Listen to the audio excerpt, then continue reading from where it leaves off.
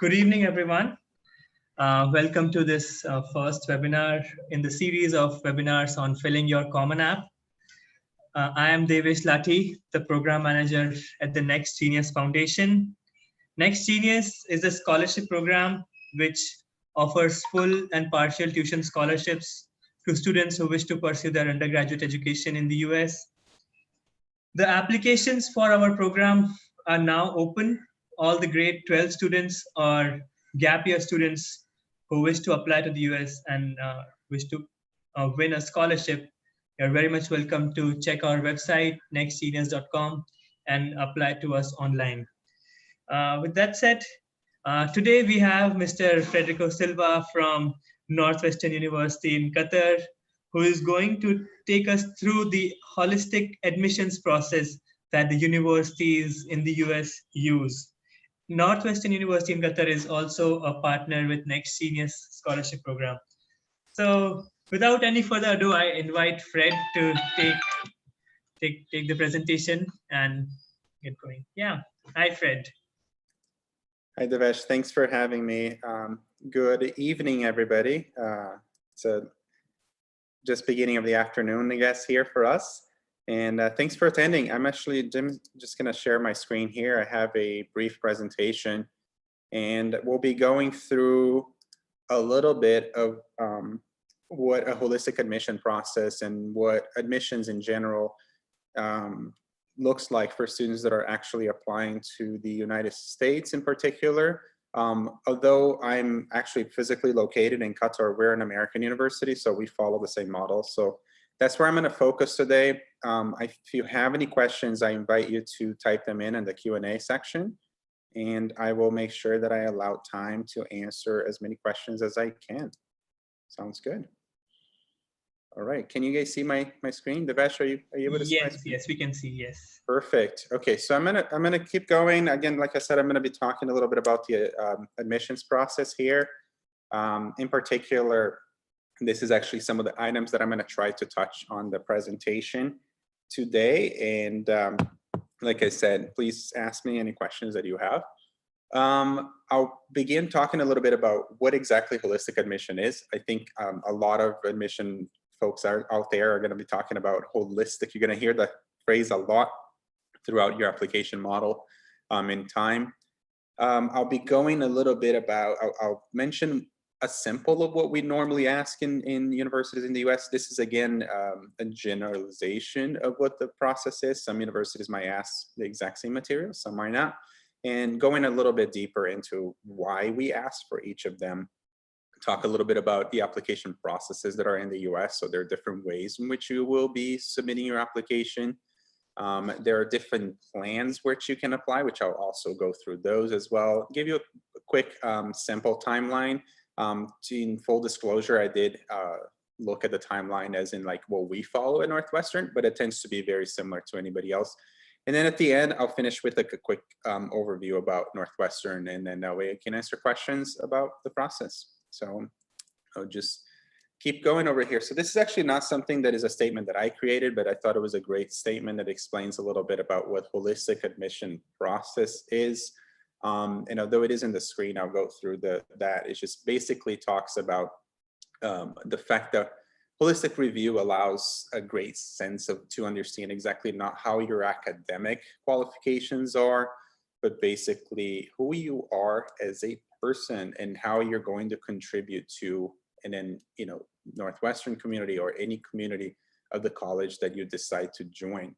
So basically holistic here just means reviewing you as an entire individual, not just as an academic qualifying person. And to give you a bit of a background of why we do this in the US, and I always explain this as in your journey, your academic journey in the United States is much larger than simply someone who is going to be performing a transaction. You're not applying and attending university in the United States simply to just gain some knowledge where you basically acquire that knowledge and then apply the knowledge for your career.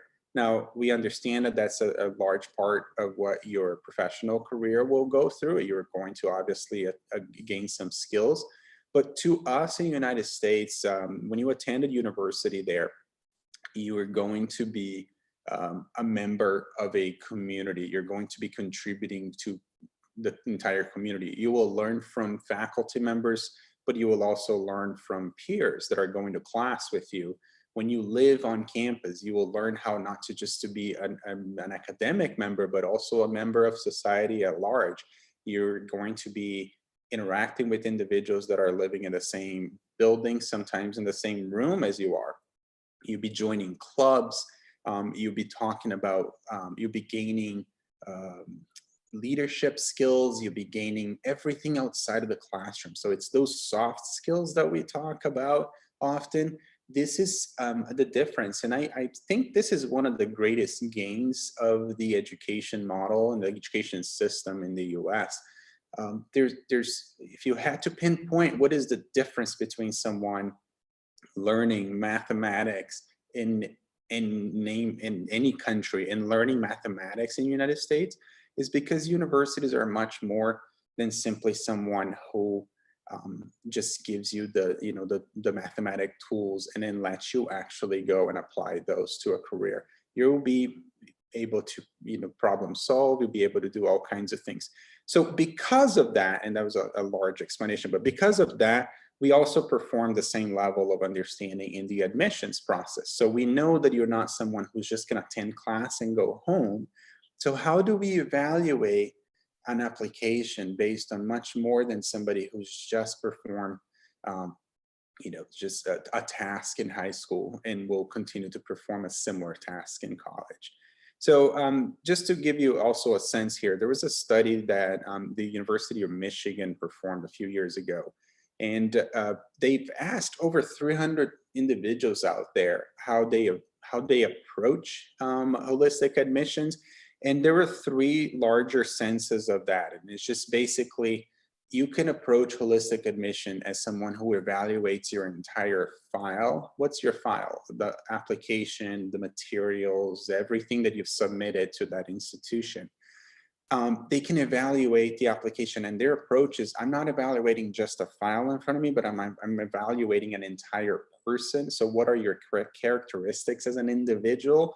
And they can also evaluate things that's not just that, but put context to you, to your file. So how, in the example of students from India, so how have you performed given the qualifications that were presented, given the opportunities that were presented to you in India, for example? So this is basically the difference. As you can see, the majority of responses actually are about the file. And that's a good segue over here. Your file are the application materials that you're going to be submitting to us. So at times in different universities that you'll be applying, your file is basically a representation of who you are. So they don't know you outside of that, but they might know a few things. They might know you're an applicant from India. They're going to put some context to that. They might know you attended maybe an international school in India. That's one context. Maybe you did not. Maybe you attended a CBSE system. So what are the tools that were provided to you, and what have you done with it? But those are all part of your file. So I'll give you an example here. So a lot of the times you're going to be applying, and I'll go through the timeline later on, but I like to describe holistic review in terms of like a three-legged stool that you'll be standing on. So you need all those three to understand who you are. And one of those legs to me is your academic history. The other one is the attitude that you have towards learning, your goals, who you want to be in life, and so on and so forth. And then the last part is, who are you going to be, again, in our community? So if you're applying to in Northwestern Qatar, who are you going to be within our group over here? And there are items that we will be asking. When you look at the application process for an American university, it's quite extensive. And we do this because we would like to ask for items that touch one or more of these three categories that I'm presenting in front of you right now. So let's just go over and I'll give you a couple of examples here. So for example, academic history, that's a pretty clear one, as you would probably know already. Your board results, for example, if you've attended a system in India that requires you to perform board examinations at the end, or if you attended, for example, an IB program, your board results, your results in school, or your transcripts, this is your academic history. If I know, and I'm looking at your file in front of me and I have your transcripts and I have your mark sheets, and I know you got an A1 in English, that's a pretty straightforward result. I know how you're going to be in English and so on and so forth. Other examples that will tell us a little bit more about your academic history, your academic potential there is standardized examinations. So this is going to vary a little bit now in these days that we're living in with the pandemic, but many universities in the United States require you to take the SAT or the ACT. And that's just, again, one more layer that tells us what your academic history is and what your academic potential. What we're looking for in your academic history is what are the chances that you're going to succeed provided the academic curriculum of the university that you're applying. So if you're applying to my university, I'm going to see by your academic histories, can you handle the academic curriculum and expectations of Northwestern? That's all we're looking in there. And we typically, it's to dive a little bit in even deeper there. It's not just as a final result, it's not a result as a whole. We actually would like to look at even individual classes that you have had and how have you done. And then the history continues for about 3 years, for example. So maybe you started really well and you continue really well. You're just consistently good in your academic history. That's great. Maybe you struggle a little bit, but you've actually got the hang of things and you went forward. We look at all of that in your application too. Talking a little bit about learning attitude here. That's basically who are you as a academic person in general. So your letters of recommendation, lots and lots of universities, including us out there, will ask you for 1, 2, 3, depends on the university, letters of recommendation from your teachers. This doesn't tell us, I know what your classroom result was based on your transcript, but a letter of recommendation tells me a little more. It tells me who you are in classroom. Are you quiet? Or do you like to participate? Are you a leader? Are you somebody who actually adds a lot to a team? Maybe not as a leader, but you're a very important, person in that particular team. And that's just equally as important as somebody who is a leader, for example.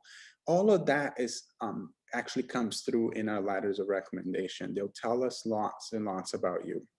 And that's important there too.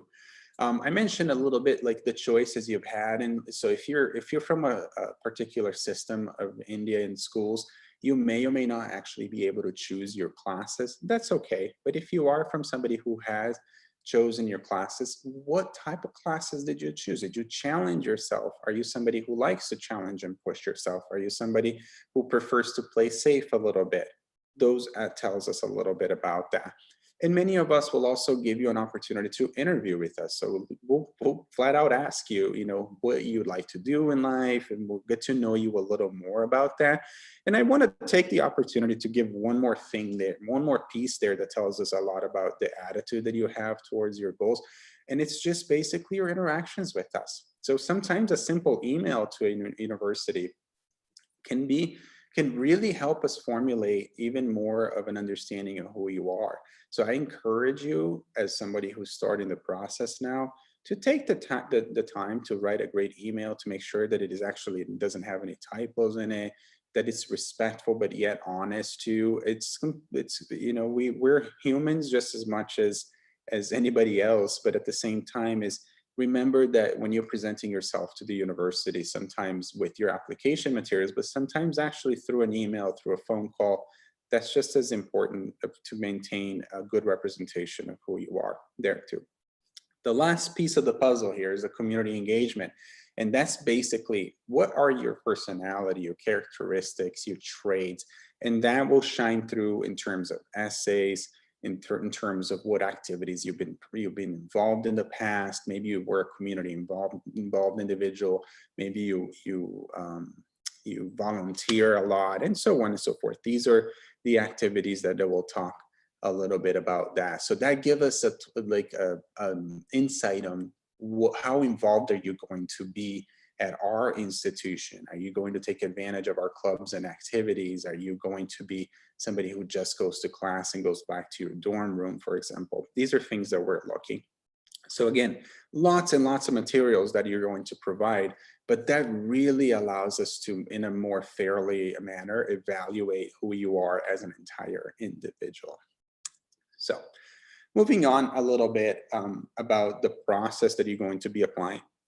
This will vary greatly in terms of which institutions you choose to apply.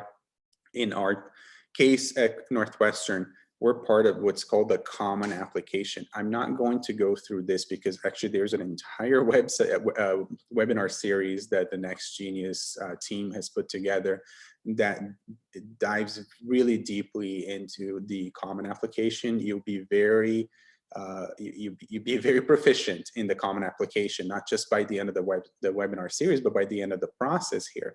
But there are many institutions out there that might have their own application. There's something in the US called the Coalition app. That's yet another one.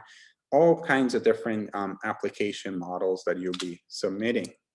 And there are different plans. And you may or may not have gone through this, but I'll try to explain on a base level here. I'm going to divide this in two. There are plans for applications in the United States that are binding, and there are some that are non-binding. What does that mean? If you're applying on a binding manner, you, your parents, and your high school counselor will all sign a document that basically states that you understand that if you are admitted to that particular institution, you will withdraw all your applications to the other institutions that you are also planning to apply. So it is, you're binded to attend if you're admitted to that institution. You can only do this to one institution. So you have to be very careful of how you choose this. I will also take the chance to say this. There is an overall myth that if you apply under early decision to highly selective institutions in the United States, that you are more likely to be admitted than not. And I'll say highly selective institutions here, so to make sure that this sticks to you guys. A highly selective institution has tens of thousands of applications. So though an early decision is a great way for universities to have a predictor if you are going to attend or not, it does not substitute your profile for that particular institution. So if your profile is way off, it doesn't matter if you apply early decision or not. All they're going to probably do is defer your application to a non-binding plan. So just keep that in mind as a tip there. On non-binding application plans, that's just everything else. So are you applying to an institution that does not have a set deadline? Those are called rolling admissions. They evaluate applications as they come in and they give you a decision at that point. There's something called an early action, which means you actually apply early, you find out early, but you're not committed, you're not binded to attend that institution. And then regular decision is what you probably would imagine. You apply at a set deadline, you're going to find out by a particular deadline, and then the university will give you usually about a month to come back to them and say, yes, I'm attending. I also would prep by saying, as an Next Genius student, there will be a different type of timeline that you're going to be following here. But I just wanted to give everybody who's participating here a general case of how long it takes for you to actually apply to an institution in the United States. My recommendation is that it takes nearly 8 months to 9 months. It depends. And if you're actually preparing for SATs and ACTs, you technically could have started your application a year or two ahead of you graduating from your last year of high school. So generally you actively begin applying to institutions in August. So right now in December, it depends on which place you are. coming from and you're going to. So you're technically just starting your last year, and yet you're already starting to apply for an institution in the United States. So starting August, there will be generally early action or early decision deadlines are usually in November 1 in particular. And then they will let you know by December or so if you're admitted. In the case of an early decision, they might actually make you decide before even January, and that's it. You're decided, you're going. Now, if you apply under a regular decision, that's usually January, February, it depends on the institution, like I said. And then that takes a little more time. That's the time where universities receive the bulk of their number of applications. So they usually let you know by April of your admission status. And then May 1st is usually regarded in the US as almost like the national decision deposit deadline. That's when you tell the institution you're going to attend that particular institution right there. So this was a very brief, I would say, talk about applications in general. I gave you guys a sense about everything in terms of the holistic review and so on and so forth. To give you a little bit of a context of how I'm explaining everything, I also wanted to just give you a quick little introduction of Northwestern Qatar. And then after that, I think I allotted at least around 15 to 20 minutes of questions to answer. I know a lot of you guys may have particular questions, and I think a very rich discussion can actually happen at that time. So I'll be switching gears a little bit here and talking a little bit about Northwestern, particular our campus here in Qatar and in Doha. Excuse me. Northwestern is an institution based in the United States. We're actually, our home campus is in Evanston, Illinois, just a suburb of Chicago. And Northwestern has 3 campuses, one in Evanston, one in Chicago, and one here in Qatar. It is the exact same institution as the one in the United States. So we're part of Northwestern. We're just considered the 12th school of Northwestern University. So when you graduate from Northwestern Qatar, your transcript, your degree comes from Northwestern University in general, so Northwestern in the US. So it'd be the same exact degree as if you had actually attended our institution back in the US. The only difference is you're actually taking classes here in Qatar. Now, we do specialize in particular in the fields of communication, journalism, strategic communication. So strategic communication basically tells you more about marketing, about branding, about public relations, international relations. This is what strategic communication is, a field that actually marries all of that into the understanding that you use communication to achieve a certain strategy. And we complement those 2 degrees. So there are 2 bachelors of sciences that you can take here, one in communication, one in journalism and strategic communication. We complement those degrees with a great, robust liberal arts model, which means all that is you're taking courses outside of those fields to make sure that you are a well-rounded individual. So you'll be taking classes in economics, you'll be taking classes in political science, be taking classes in ethics, and so on and so forth. And we like to say that you'd be hard-pressed to find a community that is as diverse and engaging as ours here. We have about 450 students, give or take, in our campus here in Qatar. So it's quite small. That gives us an opportunity for incredibly personal interactions with your faculty members. And within this small community, we have over 50 plus different countries that are represented in here. So it gives you an idea of the person sitting next to you in class, most likely speaks a different language, comes from a different place in the world, has gone through a total different education system. So what you will contribute and what you will learn from this vibrant community is actually priceless to understand that. And you'll make friends from all over the world, and in very deep friendships, and later on connections that will take you in different routes in life there. So I gave you an idea earlier about what a holistic review is. So what I like to advise anybody at this point is when you are interacting with one of us, so means an admissions representative from an institution, a question that we often are asked that doesn't tell much of, that does not give you the answer that you would like, is usually what are the minimum qualifications to be admitted to your institution. I would like you to take an opportunity to instead ask us, what is an average application? What does an average competitive applicant look like for your academic institution? Because there are no minimum grades and cutoffs and so on a holistic review. So I'll give you an idea for us in here. We're usually looking for individuals that are on the top of their class. And that just means, again, in a context here, right? Your grades may not be a perfect grade, but you might go to a particular school that is incredibly hard to get on a perfect grade. So we're looking at, provided the academic tools that were in front of you, how did you perform? And that's something that we're going to be looking.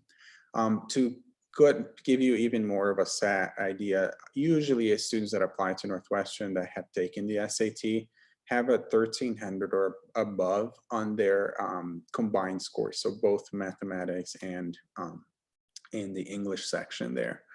And then for applicants that submit a TOEFL, we usually see about a 104 or so. The test, the TOEFL goes to 120. So that, again, we're looking at the top end of the scores in there. For you applying during the pandemic, we actually have announced that we will evaluate your application without an SAT or an ACT. This is for this upcoming year, because we also understand that many of you have not been able to register and take the exam given the pandemic in there. What else are we looking for here? We're looking for somebody who has great writing and reading and communication skills. We're obviously a university of communication, of journalism, of marketing, and so on. So we need somebody who actually can articulate themselves very well. That might be, again, I want to take this opportunity to also clarify this here.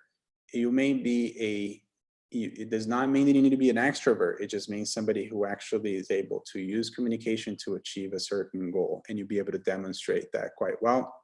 If you had an opportunity to be involved in leaderships, that's something that we really thrive above here. And somebody who can tell us how and articulate how they're interested in being a global citizen and being somebody who's actually wanting to contribute to their community when they go back, and somebody who's actually can thrive in a very diverse model. Not just Northwestern and Qatar here is a quite diverse community, but also Doha in general is also a community of many different individuals from different parts of the world too. So one more application here, give you guys an idea of the application tools. At Northwestern Qatar, we actually either allow you to apply early action, which means you apply early, you find out early, but if you remember from earlier, you're not binded to actually come to Northwestern if you applied early. You're not obligated to accept your admission offer. Our deadline for that is November 1, so a few months. Or you can apply on the regular decision, and then that means you apply by January 1, and then we will actually give you a decision. For regular decision would be April. For early action, if you apply early in November, we will give your decision in December. So that just also allows you to start the year knowing exactly your decision. So I encourage students who have their application ready to go to apply early. Why not find out early and move on from there? I'm going to touch a little bit about the scholarship and financial aid, and I understand you're obviously involved in Next Genius. There's a great scholarship model, and us as being a partner means that we are committed to helping students that go through the process and are successful in the application through Next Genius and with us with a merit-based scholarship.